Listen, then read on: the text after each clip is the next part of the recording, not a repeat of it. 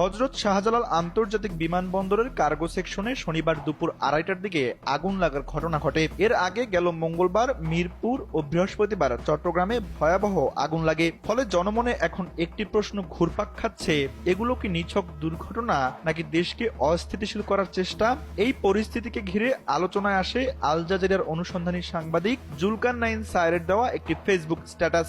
26 December 2024-এ স্ট্যাটাসে জুলকারনাইন লেখেন, অত্যন্ত বিশ্বস্ত সূত্রে প্রাপ্ত তথ্যানুযায়ী বাংলাদেশকে অকার্যকরী রাষ্ট্রে পরিণত করতে বিশেষ একটি গোষ্ঠীর যে সকল দুর্বিসন্ধিমূলক পরিকল্পনা রয়েছে তা অনেকটা নিম্নরূপ: 1. High value target assassination, 2. হঠাৎ গুরুত্বপূর্ণ স্থানে অগ্নিসংযোগ, 3. ধর্মীয় স্থানে অতর্কিত হামলা, 4. সুউচ্চ ভবনে অগ্নিসংযোগ, 5. সরকারি স্থাপনায় হামলা, 6. রপ্তানিমুখী শিল্পের কনসাইনমেন্টে হামলা, 7. নিত্য প্রয়োজনীয় পণ্যের দ্রব্যমূল্যের প্রাইস স্যাবোটাজ করার লক্ষ্যে সাপ্লাই চেইনে আঘাত, 8. বিদেশে অবস্থিত বাংলাদেশি মিশন অথবা দূতাবাসে বিদ্রোহ সংগঠন, 9. যে কোনো উপায়ে সামরিক আধা সামরিক বাহিনীর ভেতর উত্তেজনা সৃষ্টি, 10.